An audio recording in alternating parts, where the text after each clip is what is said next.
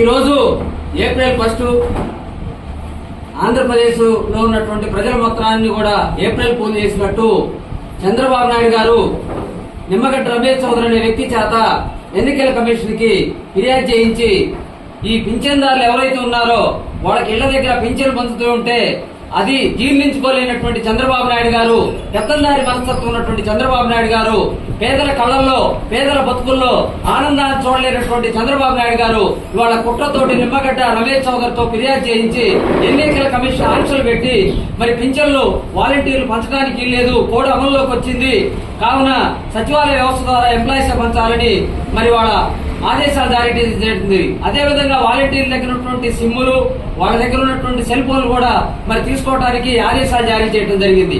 మరి ఈ రోజు చూస్తే ఒక పక్క చంద్రబాబు నాయుడు గారు అట్లా ఫిర్యాదు చేయించారు, రెండో పక్క దేవినేని ఉమా చౌదరి తోటి మరి మీరు ఉద్యమాలు చేయండి, వాళ్ళు ఎందుకు పింఛన్లు పంచరని డబుల్ గేమ్ ఆడుతున్నారు.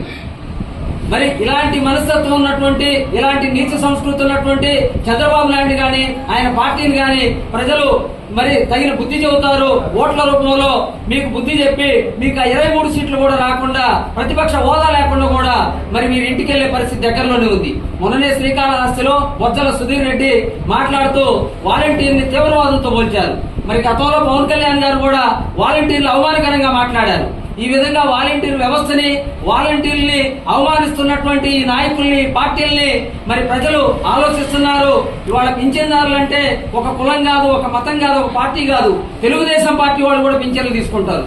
ఎందుకంటే గమనించాలి, వైసీపీ అధికారంలోకి వచ్చిన తర్వాత కులాలకు అతీతంగా, మతాలకు అతీతంగా, పార్టీలకు అతీతంగా అర్హులందరికీ పథకాలు ఇచ్చినటువంటి ఏకైక నాయకుడు జగన్మోహన్ రెడ్డి గారు, ఏకైక ప్రభుత్వం వైసీపీ ప్రభుత్వం.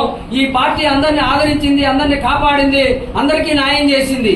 మరి ఈ న్యాయాన్ని, సామాజిక న్యాయాన్ని, సాధికారతని, ప్రజల జీవన ప్రమాణాలని జీర్ణించుకోలేనటువంటి పచ్చ పత్రికలు, పచ్చ మీడియా, పచ్చ వ్యక్తులు వాళ్ళ కళ్ళకి పచ్చ కామెర్లు గమ్మి లోకమంతా పచ్చగున్నట్టు మరి ఎవరికో అన్యాయం జరుగుతుందని వాళ్ళు భ్రమంలో ఉండి మరి విషయం చెబుతున్నారు.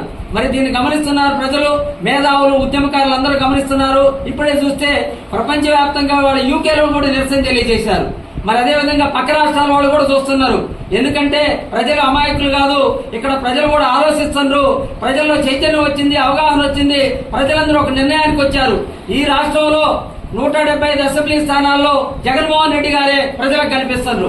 25 పార్లమెంటు స్థానాల్లో జగన్మోహన్ రెడ్డి గారే ప్రజలకు గమనిస్తారు. స్థానిక నాయకులతో గాని మరి విభేదాలతో గాని పని లేదు. ఎవరు ఈ పార్టీలో ఉన్నా లేకపోయినా, ఎవరు వచ్చినా రాకపోయినా ప్రజలు మాత్రం వైసీపీ ఫ్యాన్ గుర్తుపై 2 ఓట్లు వేసి 175 అసెంబ్లీ 25 పార్లమెంటు గెలిపించడానికి సిద్ధమై ఉన్నారు. ఇది తథ్యం, ఇది సత్యం. ఇది తెలిసినటువంటి చంద్రబాబు నాయుడు ఆడనికి ఏమి లేదు, చెయ్యని పాచికలు లేదు. నువ్వు ఎన్ని కుయుక్తులు చేసినా, ఎన్ని పాచికలు ఆడినా మరి నిన్న బాపట్ల సాక్షిగా ఈ పార్టీలో ఉన్నటువంటి రాష్ట్ర నాయకులు గాని, రేపు మండల నాయకులు గాని, నియోజకవర్గ నాయకులు గాని ప్రలోభాలు పెట్టి చేర్చుకున్నా పోయేదేమీ లేదు. వాళ్ళు వచ్చినప్పుడు వచ్చిందేమీ లేదు, వాళ్ళు పోయేటప్పుడు కూడా పోయేదేమీ లేదు.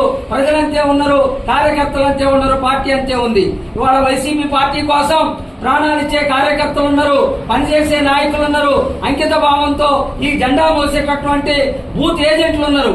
ఇంత వ్యవస్థ, ఇంత మరి పోలింగ్ వ్యవస్థ ఉన్నప్పుడు మీరు ఎన్ని పార్టీలు వచ్చినా, ఎన్ని పత్రికలు వచ్చినా, ఎన్ని ఛానళ్ళు వచ్చినా, ఎంత మీరు అసత్య ప్రచారాలు చేసినా, మీ పేటీఎం బ్యాచ్ తో గీతాంజలిని చంపినట్టు, అదే విధంగా మిగతా వాళ్ళని విమర్శించినట్టు చేసినా కూడా మీ యొక్క కల్లబొల్లి కబుర్లు, మీ అసత్య ప్రచారాలకి త్వరలోనే చర్మగీతం పాడే రోజు వస్తుంది.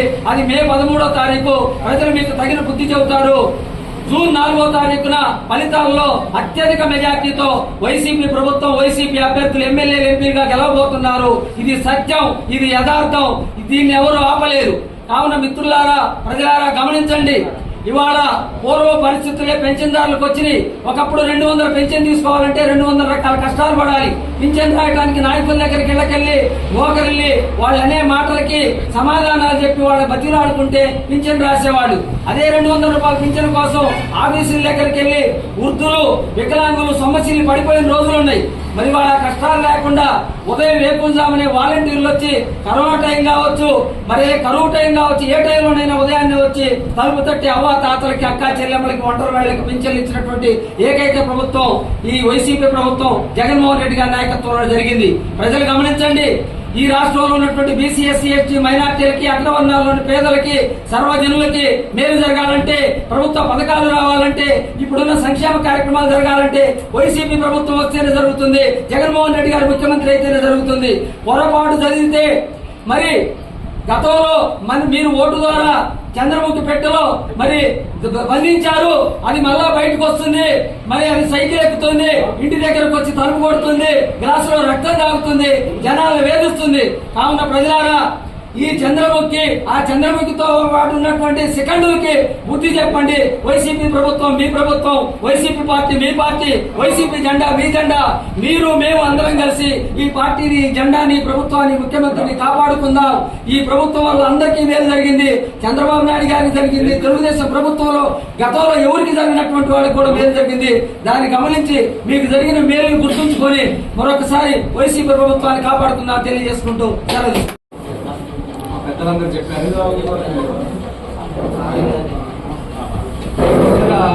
మనం చూస్తూ ఉంటాం ఫోర్బ్స్ పత్రికలది ప్రపంచ లిస్టు, ఏదైతే ప్రపంచంలో ఒక లిస్టు తయారు చేస్తూ ఉంటాం. అందులో ఇక పలానా వ్యక్తి మొదటి స్థానంలో ఉండడం పలానా వ్యక్తి. ఆ పత్రికలకి కనుక కాస్త వక్ర బుద్ధి ఉన్న మనస్తత్వాలు గల మనుషుల్ని కనుక లిస్టు ఒకటి తయారు చేయమని చెప్పేసి నేను సలహా ఇస్తా ఉన్నాం. ఎందుకంటే అలాంటి లిస్టులు కనుక ఏదైనా తయారు చేస్తే ప్రపంచవ్యాప్తంగా ఎన్ని లిస్టులు వచ్చినా కానీ మొట్టమొదట ఉండే వ్యక్తి చంద్రబాబు నాయుడు.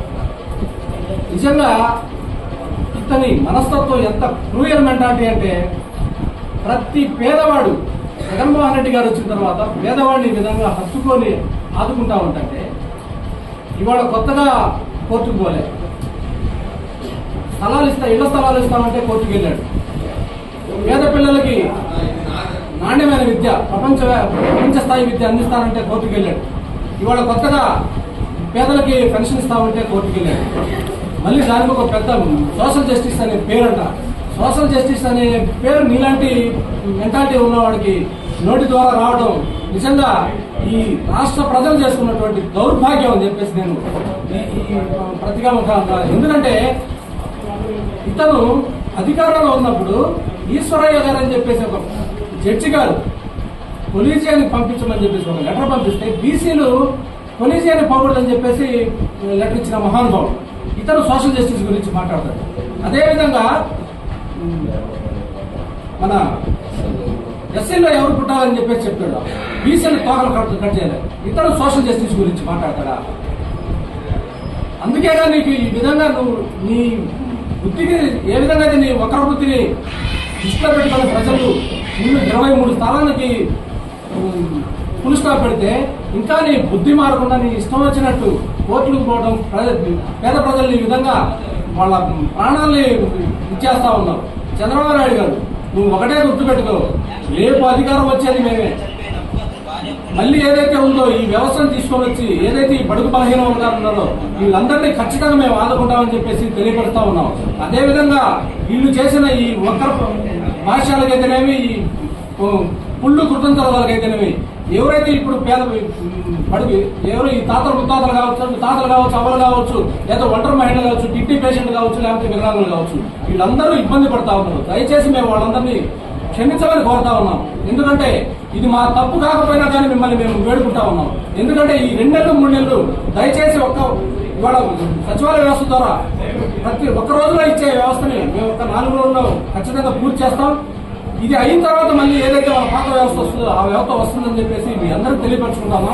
ఈ విషయంలో మీరు దయచేసి మా పొరపాటు కాకపోయినా కానీ రేపు 13వ తారీఖు మే 13వ తారీఖు ఈ చంద్రబాబు నాయుడికి భూప ఏ విధంగా వాయాలంటే డీజే సౌండ్ మామూలు ఇప్పుడు మనం డీజే వింటాం కదా, ఆ డీజే సౌండ్ ఏ విధంగా ఉంటుందో ఆ సౌండ్ వినపడేటట్టు భూమ వాయబట్టాలని చెప్పేసి కోరుకుంటూ నాకు ఈ అవకాశం ఇచ్చిన పెద్దలందరికీ ధన్యవాదాలు. ఇక్కడికి ఇచ్చేసినటువంటి పత్రికా సోదరులు కానీ అలాగే ఈ కార్యక్రమంలో ఉన్నటువంటి వైఎస్ఆర్ పార్టీ నాయకులకి కార్యకర్తలకి అందరికీ కూడా ధన్యవాదాలు తెలియజేస్తున్నాము. ముఖ్యంగా ఈరోజు రాష్ట్రంలో జరుగుతున్నటువంటి అరాచకాన్ని కూడా ఈ పచ్చ మీడియా చేస్తున్నటువంటి అరాచకం, కోర్టులలో పిటిషన్లు వేసి ప్రతి నెల 1 తారీఖు తెల్లవారుజామునే అవ్వాతాతలు కానీ, ఒంటరి మహిళలు కానీ, వితంతుల మహిళలు కానీ, ఇలాగా వికలాంగులకు కానీ అందరినీ కూడా నిద్రలేపి 6 గంటలకే వాళ్ళకి పెన్షన్ ఇచ్చేటువంటి విధానాన్ని ప్రవేశపెట్టినటువంటి మన ఆదర్శ ముఖ్యమంత్రి వైఎస్ జగన్మోహన్ రెడ్డి గారి ఒక వ్యూహంతో ఈ వాలంటీర్ వ్యవస్థను తీసుకొచ్చి ఎలాంటి కుదుపులు లేకుండా సాగుతున్నట్టు జీవనంలో ఈరోజు తెలుగుదేశం, చంద్రబాబు నాయుడు, పచ్చ మీడియా అందరూ కలిసి కూడా ఈ అవ్వతాతల్ని ఇబ్బంది పెట్టేదానికి వీళ్ళందరూ కూడా వ్యూహాలవన్నీ పిటిషన్ వేసి కోర్టుల ద్వారా ఈ విధంగా తీసుకురావడం శోచనీయం. గతంలో నేను పంచాయతీ ఆఫీస్ ఇన్ఛార్జిగా అధికారం వచ్చిన తర్వాత పంచాయతీకి ఇన్ఛార్జిగా ఉన్నాను. కనీసం 1 వారం రోజులు పెన్షన్ పంపిణీ కార్యక్రమం జరిగేది. ప్రతి అవ్వాతాత కూడా 2 రోజులు 3 రోజులు వెయిట్ చేస్తే కానీ ఆ కార్యక్రమంలో వాళ్ళకి పెన్షన్ అందేది కాదు. వాళ్ళు కూర్చునేదానికి సౌకర్యం ఉండదు, ఉండేదానికి నీడ ఉండదు. అలాంటి ఇబ్బందులు ఎన్నో పడి నానా కష్టాలు పడుతున్న రోజుల్లో వైఎస్ జగన్మోహన్ రెడ్డి గారు ప్రవేశపెట్టినటువంటి ఈ నూతన వ్యవస్థ ద్వారా ప్రతి అవ్వాతాత కూడా ఆనందంతో ప్రతి 1 తారీఖు 6 గంటలకే పెన్షన్ తీసుకునే విధానాన్ని అలవాటు పడ్డటువంటి ప్రజలందరినీ కూడా ఇది దుర్మార్గమైన బుద్ధితో ఇబ్బంది పెట్టాలని జగన్మోహన్ రెడ్డి గారికి ప్రజల్లో ఉన్నటువంటి క్రేజ్ ని ఈ విధంగా దూరం చేయాలని ఒక దుర్మార్గమైన తలంపుతో వ్యవహరిస్తున్నారు. దీనివల్ల ప్రతి అవ్వాతాత కూడా ఇబ్బంది పడతారు. అంతేకాకుండా ఇలాంటి వ్యవస్థ నడిచినట్లయితే ఇప్పటిదాకా అలవాటు పడ్డండి ప్రతి ఒక్కళ్ళు కూడా ఆఫీసులకు వెళ్లి పెన్షన్ తీసుకోవాలంటే వాళ్ళు అందరూ కూడా 60 సంవత్సరాలు దాటిన వాళ్ళు కాబట్టి చాలా ఇబ్బందిగా ఉంటది. ఆ పరిస్థితిని గ్రహించే జగన్మోహన్ రెడ్డి గారు ఇలాంటి వ్యవస్థను తీసుకొచ్చారు. కానీ ప్రజల మీద ఏమాత్రం మమకారం లేనటువంటి ఈ చంద్రబాబు నాయుడు ఇలాంటి కుతంత్రాలు కొత్త కాదు. కానీ ప్రజల్లో క్రేజ్ ఉన్నటువంటి శ్రీ వైఎస్ జగన్మోహన్ రెడ్డి గారు ఏదైతే మాట ఇచ్చాడంటే అమలు చేస్తాడనే నినాదంలో కూడా ఈరోజు మనకి ప్రస్తుతానికి ఎలక్షన్ రావచ్చు. కానీ ప్రజలందరూ కూడా గమనించండి, ఇది శాశ్వతం కాదు. దీన్ని ఏ విధంగా అయితే ప్రజలకి సంక్షేమాన్ని అందకుండా అడ్డుపట్టేటువంటి ఈ చంద్రబాబు నాయుడికి ప్రతి అవ్వాతాత కూడా బుద్ధి చెప్పాలని, ఆ బుద్ధి ఎలా అంటే వాళ్ళు ఇంకా జీవితంలో కోలుకోని విధంగా కూడా ఓటు ద్వారా బుద్ధి చెప్పాలని కూడా ప్రతి ఒక్కరిని కూడా నేను కోరుతున్నాను. అలాగే ఈరోజు ఈ ఎలక్షన్ సందర్భంగా మన నియోజకవర్గంలో జరుగుతున్నటువంటి ప్రతి ఒక్క కార్యక్రమాన్ని కూడా ప్రజలు నిశ్చితంగా గమనిస్తున్నారు. ఈ జగన్మోహన్ రెడ్డి గారి ఆశీస్సులతో ఈ నియోజకవర్గంలో ఎదిగినటువంటి నాయకులే గాని లేదు, మేము అధికారం వచ్చినాక అధికారాన్ని అనుభవించడానికి వచ్చినటువంటి నాయకులే గాని వీళ్ళందరూ చేస్తున్నటువంటి కుట్రని కూడా ఈ వైఎస్ఆర్ పార్టీ నిజమైన కార్యకర్తలు వైఎస్ జగన్మోహన్ రెడ్డి గారి సైన్యం, శ్రీ కాసుమేష్ రెడ్డి గారి సైన్యం కూడా ఈ కుయుక్తులన్నీ కూడా ఎదుర్కోవడానికి సిద్ధంగా ఉన్నాము. అంతే. నమస్కారం. మరి ఈరోజు ఈ ఎలక్షన్ కమిషన్ సంబంధించి ఒక చంద్రబాబు నాయుడు సామాజిక వర్గానికి చెందినటువంటి వ్యక్తిని ఎలక్షన్ కమిషన్కి రావడం మనకి దురదృష్టం. మరి మన జగన్మోహన్ రెడ్డి గారిని ఓడించేదానికి మన ఆంధ్రప్రదేశ్లో ఉన్నటువంటి 66 పార్టీలను కలుపుకున్నాడు. 66 పార్టీలు కలుపుకొని కూడా చేతగాక మరి ఈ అవ్వాతాతలు, ఈ ఎవరైతే పెన్షన్ లబ్ధిదారులు ఉన్నారో ఆ లబ్ధిదారులందరూ కూడా మరి పెన్షన్లు తీసుకుంటే ఈ ఖచ్చితంగా ఫ్యాన్ గుర్తు కొట్టేస్తారు, జగన్మోహన్ రెడ్డి గారిని గెలిపిస్తారు, మరి మనకి ఇబ్బంది జరుగుద్దని కుతంత్రాలతో చంద్రబాబు నాయుడు ఎలక్షన్ కమిషన్ ఇద్దరు కలిసి కూడా ఈ యొక్క దుర్మార్గమైనటువంటి చర్య. మరి కొంతమంది మంచంలో ఉన్నారు, వికలాంగులు ఉన్నారు, వాళ్ళందరినీ వాళ్ళు మరి ఎవరు తీసుకురావాలి, ఎవరు వాళ్ళని తీసుకొచ్చి ఇచ్చేది ఎవరు? మరి వాళ్ళ ఏడుపు, వాళ్ళ ఉసురు మీకు ఖచ్చితంగా కొట్టుకొని తీరుతుందని ఈ సభాముఖంగా మీకు తెలియజేస్తున్నాను. ఎందుకంటే మరి తెల్లారేటప్పటికీ తలుపు తట్టి పెన్షన్లు ఇచ్చినటువంటి ఘనత జగన్మోహన్ రెడ్డి గారి ప్రభుత్వంలో మరి ఈ వాలంటీర్ వ్యవస్థ, సచివాలయ వ్యవస్థ బాధ్యత తీసుకొని ముందుగా డబ్బులు తీసుకొని వాళ్ళ ఇళ్లకెళ్ళి ఇస్తుంటే పొద్దున్నే కళ్ళకద్దుకొని జగన్మోహన్ రెడ్డి గారికి దండం పెట్టుకునే పరిస్థితిలో వాళ్ళు ఉంటే మరి ఇటువంటి పరిస్థితి ఉన్నప్పుడు మరి జగన్మోహన్ రెడ్డి గారికి ఓట్లేస్తారు మనకి వేరు కదా, అది మన మీద ఎఫెక్ట్ పడుతుంది అనే ఉద్దేశంతో మరి ఈ దుర్మార్గమైన చర్యలు చేస్తున్నంత వరకు ఎంతవరకు కరెక్ట్ అని మీరు ఆలోచించండి. మరి అట్లే కాదు, మరి ఈరోజు వీళ్ళందరూ కలిసి వచ్చి మేమందరం ఖచ్చితంగా మీకు పనిచేసి చంద్రబాబు నాయుడు గారిని గెలిపిస్తామని చెప్పి ఇంతలాన బలిసి ఆ బరుపు అంతా వాపు, అది బలుపు అనుకోరు. వాపు చూసి బలం అనుకోవటం మీ చేతగాని తనానికి నిదర్శనం. ఎప్పుడైనా గుర్తుపెట్టుకోండి, 66 పార్టీలు కలిసినా 100 పార్టీలు కలిసినా ఇంకొక పార్టీలు కలిసినా ఈరోజు జగన్మోహన్ రెడ్డి గారు ప్రవేశపెట్టినటువంటి అన్ని పథకాలు కూడా మమ్మల్ని మా వైఎస్ఆర్ పార్టీ జగన్మోహన్ రెడ్డి గారిని, మా మహేష్ రెడ్డి గారిని, మా అనిల్ కుమార్ యాదవ్ గారిని అత్యధిక మెజార్టీతో గెలిపించి మేమందరం కూడా వైఎస్ఆర్సీపీ పార్టీ కార్యకర్తలు నాయకులు అందరూ కూడా మీరు కసిపెంచే విధంగా మాకు కసిపెంచుతున్నారు. మేము చాలా సామరస్యంగా ఓటర్ దగ్గరికి వెళ్లి వాళ్ళ లబ్ధిదారుల దగ్గరికి వెళ్లి అన్ని సమస్యలు తెలుసుకొని లేదా అని చెప్పి తెలుసుకొని కార్యకర్తల దగ్గరికి వెళ్లి మరి జగన్మోహన్ రెడ్డి గారిని మరి ఒక పేద రైతుకి వెళ్ళి పేద ఇంటికి వెళ్లి పలకరిస్తే మాకు దేవుడయ్యా, మా పెద్ద కొడుకయ్యా అని చెప్పి మరి అంత ప్రేమ చూస్తున్నటువంటి జగన్మోహన్ రెడ్డి గారికి వేస్తారు కానీ ఫ్యాన్ గుర్తుకి వేస్తారు కానీ మీరు చెప్పినటువంటి మీ సింబల్కి ఓటేసే పరిస్థితి లేరు. మేమందరం మరి ఇటువంటి దుర్మార్గమైన చర్యలు మీరు చేస్తున్నందుకు మరి 175 నియోజకవర్గాల్లో 5 లక్షల మంది వాలంటీర్లు ఉన్నారు. ఈ వాలంటీర్లని మీరు తీవ్రవాదుల కింద లెక్కగట్టి తీవ్రవాదులకు వర్ణించారు. రేపు ఈ తీవ్రవాదులే కసిగట్టుకొని ఖచ్చితంగా పనిచేసి మీకు తగిన గుణపాఠం చెప్పి మిమ్మల్ని నామరూపం లేకుండా చేసే బాధ్యత ఈ వాలంటీర్లే తీసుకుంటారని చెప్పి మేము తెలియజేస్తున్నాం. ఎందుకంటే ఈ వాలంటీర్లకు నిరుద్యోగ సమస్య నుంచి మరి సచివాలయం దగ్గర నుంచి కానీ మరి వాలంటీర్లు కానీ వీళ్ళందరూ ఇంతకుముందు నిరుద్యోగులే, వీళ్ళందరూ జీవనోపాధి ఉంది. వాళ్ళ పొట్ట మీద కొట్టడానికి రేపు నువ్వు రాగానే